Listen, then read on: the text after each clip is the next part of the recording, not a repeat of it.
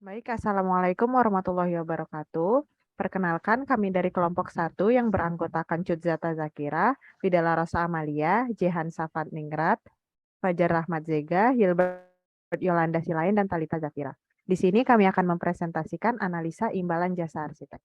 Di sini proyek yang kami gunakan adalah kontainer office dengan estimasi luas area desain kurang lebih 63 meter persegi dan lokasi pembangunan berada di Medan. Berikut adalah apa-apa saja yang didapatkan oleh pengguna jasa, yaitu gambar arsitektur, gambar mekanikal elektrikal, dan gambar interior.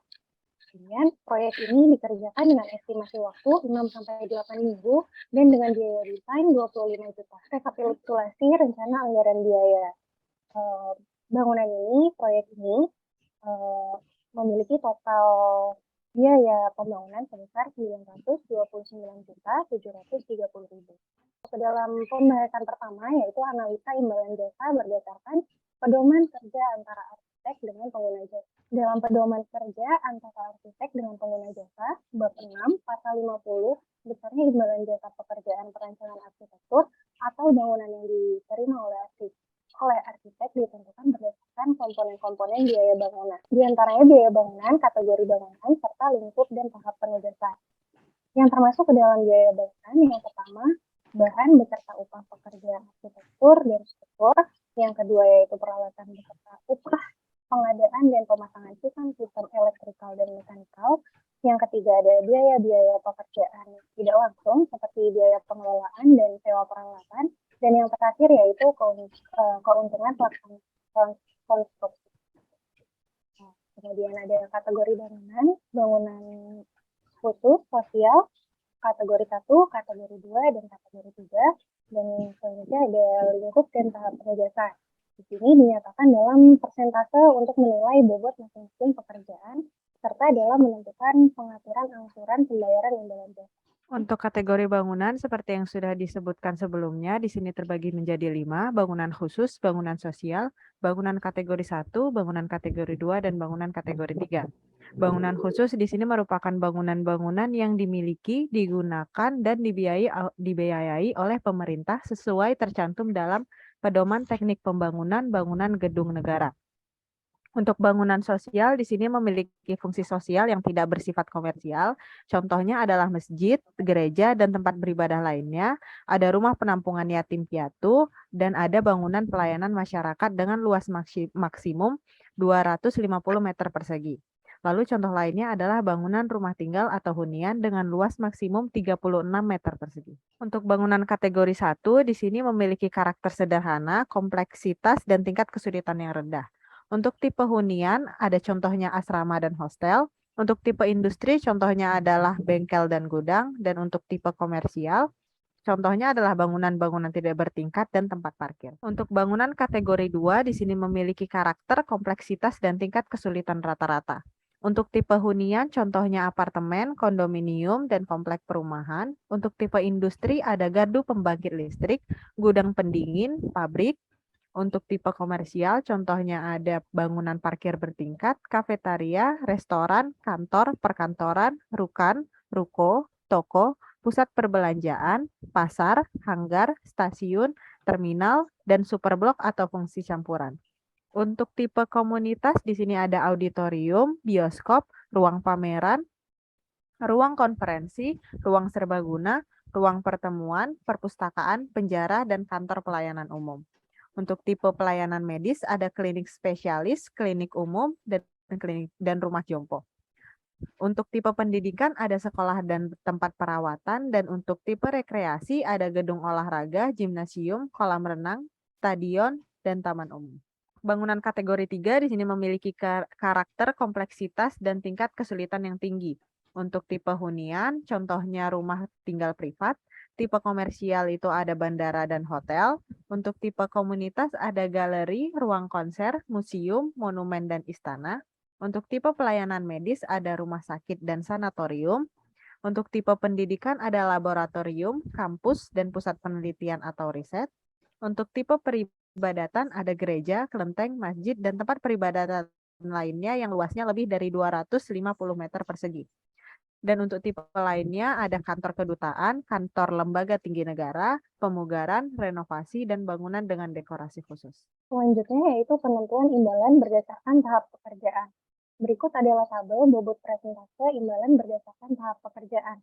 Umumnya tahap pekerjaan dibagi menjadi konsep rancangan, prarancangan, pengembangan rancangan, pembuatan gambar kerja, proses pengadaan pelaksanaan konstruksi, dan pengawasan berkala.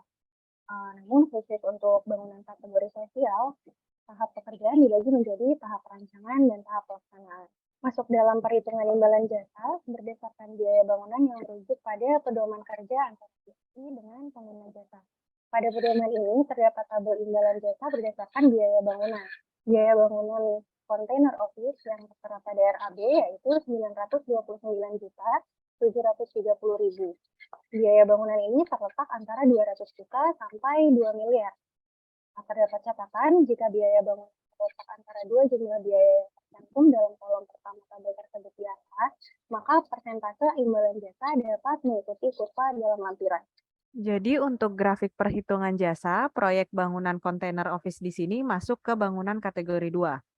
Lalu dengan biaya bangunan yang bernilai sejumlah 929.730.000, persentase imbalan jasa yang diterima sebesar 6,5% dari biaya bangunan.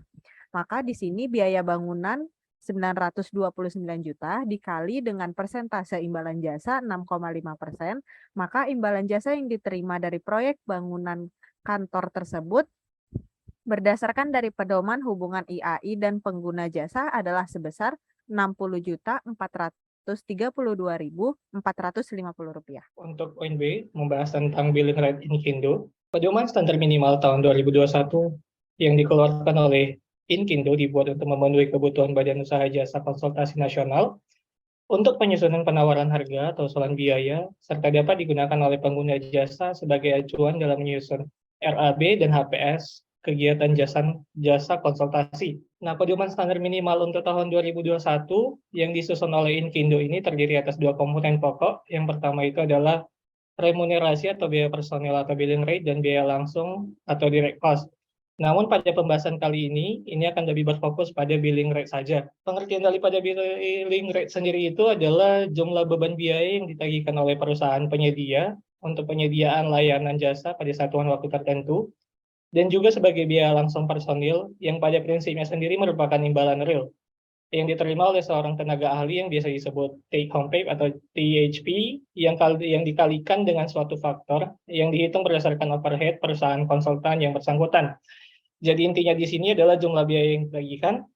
Meskipun istilahnya sudah sering kita dengar, namun billing rate sendiri itu tidak dijumpai di dalam KBBI. Sehingga dalam peraturan perundang-undangan Indonesia digunakan kata serapan yang mempunyai makna yang serupa, yaitu remuneration atau remunerasi. Nah, remunerasi sendiri adalah pembayaran atau kompensasi yang diterima untuk layanan jasa atau penugasan yang meliputi gaji dasar, bonus, dan manfaat ekonomi lain yang diterima oleh pekerja dan eksekutif selama penugasan. Billing rate sendiri juga memberikan tentang kualifikasi dan klasifikasi tenaga ahli nasional dalam rangka undangan pelelangan nasional atau ECP dan nasional atau NCB. Itu ada 3 poin. Yang pertama itu adalah tenaga ahli nasional profesional. Yang kedua juga tenaga ahli nasional atau profesional yang dalam pelelangan tidak dipersyaratkan bersertifikat keahlian. Dan yang ketiga adalah tenaga ahli subprofesional. Nah, besaran remunerasi atau biaya personil atau billing rate badan usaha dan konsultan perorangan ditentukan dengan kriteria sebagai berikut. Jadi, yang pertama itu adalah apabila penyedia jasa tadi atau lelang dilakukan untuk peserta badan usaha, maka diterapkan remunerasi 100%. Kemudian untuk yang bersifat nirlaba, misalnya LSM, pendidikan, universitas, dan lain sebagainya, maka remunerasinya itu adalah 100%. Sementara untuk jasa konsultasi perorangan itu diperhitungkan sebesar 55% karena mereka tidak terkena biaya-biaya umum. Untuk tim leader dan co-team leader lainnya itu biasanya diberikan tambahan 3-6 karena peran lebih mereka di dalam koordinasi tim. Dan untuk tenaga ahli dengan spesialisasi tertentu yang masih langka dapat diperhitungkan remunerasi atau biaya personil tambahan yang bersifat khusus. Rekrut merupakan contoh tenaga ahli dengan spesialisasi tertentu, diantaranya itu adalah bridge engineer pada pekerjaan desain jembatan non-standar, kemudian ada struktur engineer pada pekerjaan power plant, dan lain sebagainya. Nah, remunerasi atau biaya personil atau billing rate dengan spesialisasi tertentu ini bisa dihitung berdasarkan satuan waktu yang lebih pendek, yaitu ada SBOM, ada SBOH, sama SBOJ. Nah, di dalam billing rate juga dijelaskan tentang imbal jasa kalian atau honor gaji yang diterima oleh tenaga ahli. Dapat dibaca yang pertama untuk nomor 1, untuk tenaga ahli tetap diberikan minimal 25% dari remunerasi atau biaya langsung yang diterima dari penyedia jasa dari pengguna jasa. Yang kedua, untuk tenaga ahli tidak tetap diberikan minimal 40% dari remunerasi atau biaya langsung yang diterima penyedia jasa dari pengguna jasa. Kemudian juga terdapat perhitungan pengalaman profesional real yang setara atau comparable experience, yang dalam rangka evaluasi teknis perhitungan jumlah tahun pengalaman profesional real untuk seorang tenaga ahli ditetapkan sebagai berikut. Yang pertama, pengalaman profesional real yang setara dengan bidang yang diperlukan diperhitungkan 100%. Yang kedua, pengalaman profesional real di bidang lain yang menunjang diperhitungkan 80%. Yang ketiga, pengalaman profesional real di bidang lain yang tidak secara langsung menunjang akan tetapi terkait diperhitungkan 50%, dan yang keempat adalah pengalaman yang tidak terkait diperhitungkan 0% atau bahkan tidak diperhitungkan. Berikut merupakan institusi yang sudah menggunakan remunerasi atau biaya personil atau billing rate dan biaya langsung atau direct cost Inkindo.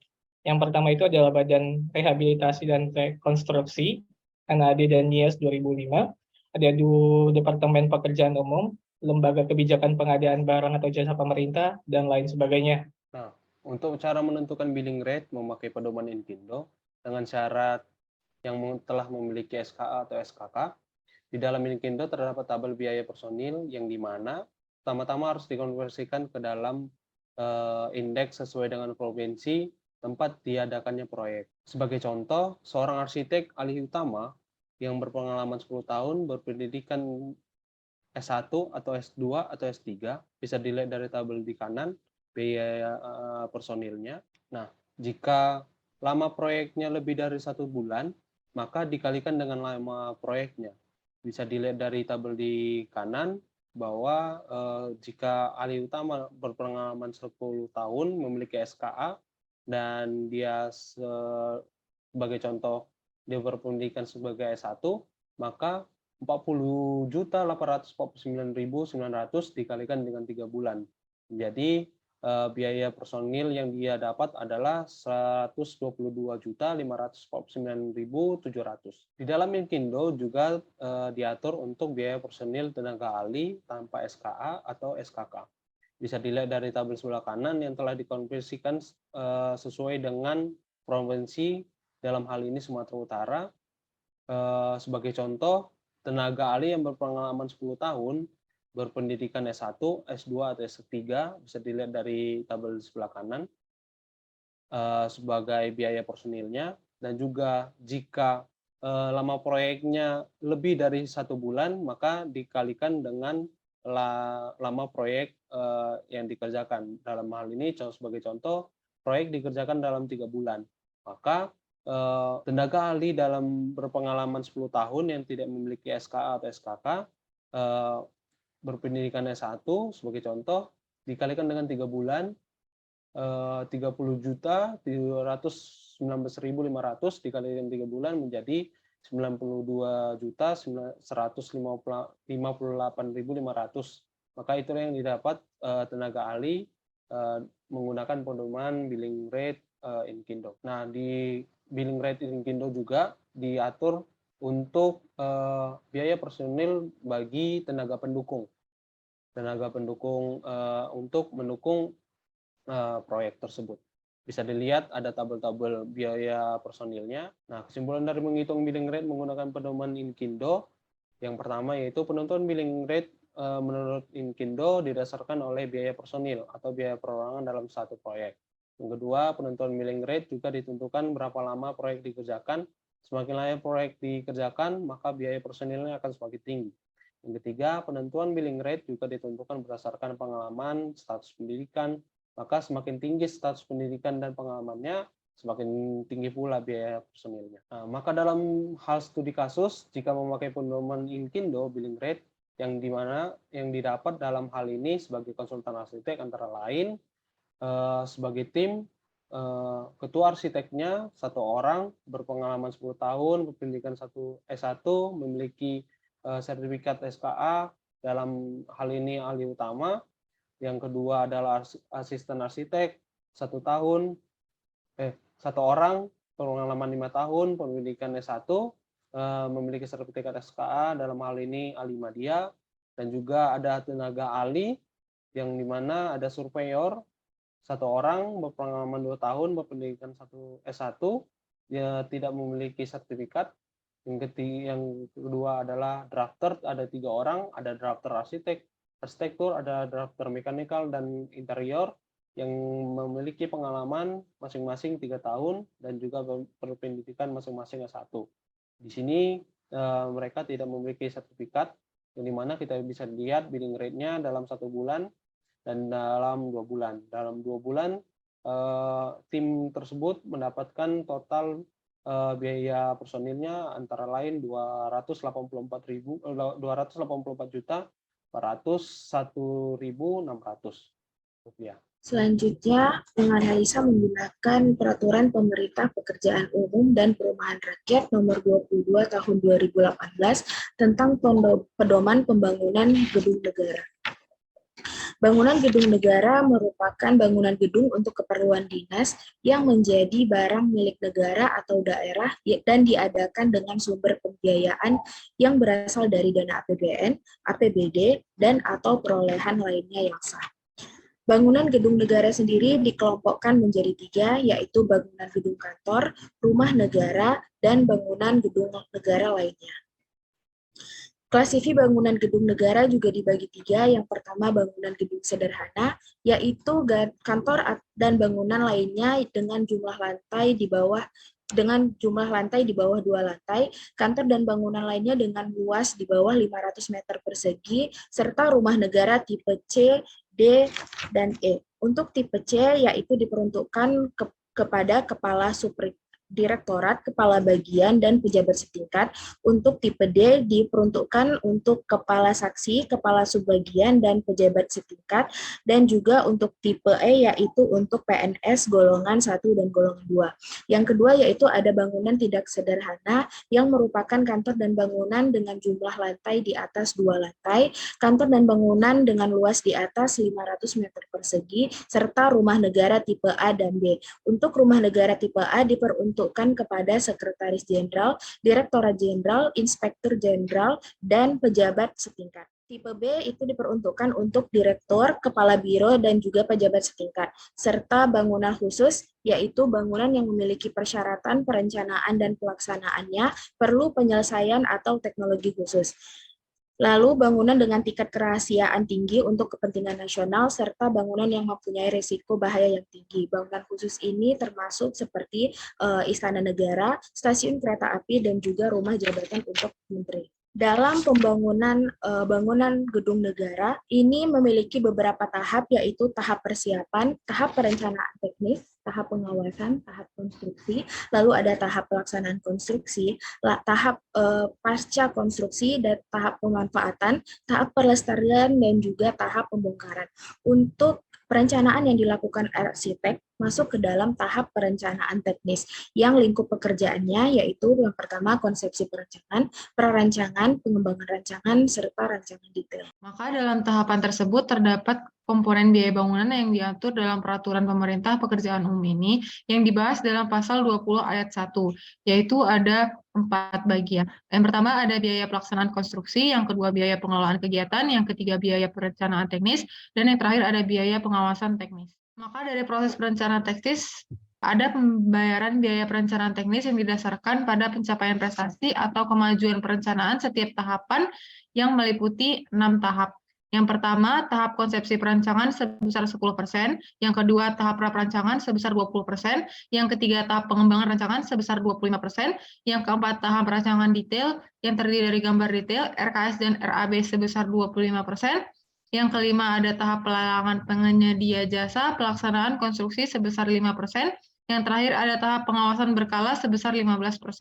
Dalam perencanaan teknis, pada pasal 47 ayat 2, ada 4 bagian, yaitu yang pertama adalah konsepsi perancangan. Konsepsi perancangan memiliki tujuan untuk membantu pengguna jasa dalam memperoleh gambaran atas konsepsi rancangan dan mendapatkan gambaran pertimbangan bagi penyedia jasa dalam melakukan perancangan. Konsepsi perancangan meliputi data dan informasi, analisis, dasar pemikiran dan pertimbangan perancangan, program ruang, organisasi hubungan ruang, skematik rencana teknis, dan sketsa gagasan. Yang kedua ada prarancangan yang bertujuan untuk mendapatkan pola dan gubahan bentuk rancangan yang tepat, waktu pembangunan yang paling singkat, serta biaya yang paling ekonomis, serta memperoleh kesesuaian pengertian yang lebih tepat atas konsepsi perancangan, serta pengaruhnya terhadap kelayakan lingkungan dan menunjukkan keselarasan dan keterpaduan konsepsi perancangan terhadap ketentuan rencana tata ruang untuk perizinan. Prarancangan meliputi pola, gubahan, dan bentuk arsitektur yang diwujudkan dalam gambar prarancangan, yaitu rencana masa bangunan gedung, rencana tapak denah tampak bangunan gedung, potongan bangunan gedung, dan visualisasi desain 3 dimensi, nilai fungsional dalam bentuk diagram, aspek kualitatif serta aspek kuantitatif, baik dalam bentuk laporan tertulis dan gambar seperti perkiraan luas lantai, informasi penggunaan bahan, sistem konstruksi, biaya dan waktu pelaksanaan pembangunan, dan penerapan prinsip bangunan gedung hijau. Yang ketiga ada pengembangan rancangan yang bertujuan untuk kepastian dan kejelasan ukuran serta wujud karakter bangunan secara menyeluruh, pasti dan terpadu, mematangkan konsepsi perancangan secara keseluruhan, terutama ditinjau dari keselarasan sistem yang terkandung di dalamnya, baik dari segi kelayakan dan fungsi estetika, waktu, dan ekonomi bangunan, serta bangunan gedung hijau. Pengembangan rancangan ini meliputi pengembangan arsitektur bangunan gedung yang berupa gambar rencana arsitektur beserta uraian konsep dan visualisasi desain 2 dimensi dan desain 3 dimensi. Sistem struktur beserta uraian konsep dan perhitungannya, sistem mekanikal, elektrikal, termasuk informasi dan teknologi, sistem pemipaan atau plumbing, tata lingkungan beserta uraian konsep dan perhitungannya, penggunaan bahan bangunan secara garis besar dengan mempertimbangkan nilai manfaat, ketersediaan bahan, konstruksi, nilai ekonomi, dan rantai pasok, serta perkiraan biaya konstruksi berdasarkan sistem bangunan yang disajikan dalam bentuk gambar, diagram sistem, dan laporan tertulis. Yang terakhir ada rancangan detail, yang meliputi gambar detail arsitektur, detail struktur, detail utilitas dan lanskap, rencana kerja dan RKS yang meliputi persyaratan umum, administratif, teknis termasuk spesifikasi teknis, rincian volume pelaksanaan pekerjaan, rencana anggaran biaya atau RAB, pekerjaan konstruksi atau engineering estimate, laporan perencanaan yang meliputi laporan arsitektur dan laporan perhitungan struktur termasuk laporan penyediaan tanah, laporan perhitungan mekanikal, elektrikal, dan sistem pemipaan atau plumbing, laporan perhitungan informasi dan teknologi, laporan tata lingkungan, dan laporan perhitungan bangunan gedung hijau. Maka dari proses perencanaan teknis, hasil dokumen yang akan dikeluarkan ada 8. Yang pertama, laporan konsepsi perancangan, yang kedua, dokumen prarancangan, yang ketiga, dokumen pengembangan rancangan, yang keempat ada dokumen rancangan detail, yang kelima adalah laporan kegiatan lokakarya rekayasa nilai atau value engineering untuk kegiatan yang diwajibkan, yang keenam ada review desain untuk kegiatan yang memerlukan penyedia jasa, manajemen konstruksi, yang ketujuh ada kontrak kerja perencana konstruksi, yang terakhir ada kontrak kerja manajemen konstruksi untuk kegiatan yang memerlukan penyedia jasa manajemen konstruksi. Untuk proyek yang kami gunakan yaitu container office masuk ke dalam kelompok bangunan kantor dengan klasifikasi sederhana. Berikut merupakan tabel presentasi komponen biaya pembangunan bangunan gedung negara dengan klasifikasi sederhana yang dijabarkan berdasarkan biaya konstruksi fisik dan juga komponen kegiatan, yaitu ada perencanaan konstruksi, pengawasan konstruksi, dan pengelolaan kegiatan. Untuk praktek yang dilakukan arsitek dan untuk menghitung imbalan jasa, maka masuk ke dalam perencanaan konstruksi. Untuk container office, biaya konstruksi sebesar 929.730.000 dengan range biaya masuk ke dalam membiayai konstruksi fisik 500 juta sampai dengan 1 miliar dengan presentasi komponen kegiatan yaitu sebesar 12,48%. Maka biaya perencanaan teknis dan imbalan jasa arsitek dihitung dari presentasi komponen kegiatan dan juga dikali biaya konstruksi fisik yaitu 12,48% dikali 929.730.000. Maka imbalan jasa arsitek yang diterima berdasarkan Permen PUPR nomor 22 tahun 2018 yaitu Rp116.030.304. Untuk menghitung total biaya bangunan masuk ke dalam range biaya perencanaan konstruksi dan juga biaya konstruksi fisik sebesar 925 juta sampai dengan 950 juta yang perkirakan total pembiayaan pembangunannya yaitu sebesar 1.183.612.000 rupiah sampai dengan 1.212.125.000 rupiah. Dengan menganalisa dari pedoman kerja antara arsitek dengan pengguna jasa, lalu menganalisa dengan inkindo biaya personil atau billing rate, dan juga peraturan pemerintah pekerjaan umum dan perumahan rakyat nomor 22 tahun 2018 tentang pedoman pembangunan gedung negara, imbalan jasa arsitek yang diterima dengan nilai tertinggi yaitu dengan analisa inkindo biaya personil atau billing rate sebesar Rp284.401.600. Sekian dari presentasi kami. Terima kasih. Assalamualaikum warahmatullahi wabarakatuh.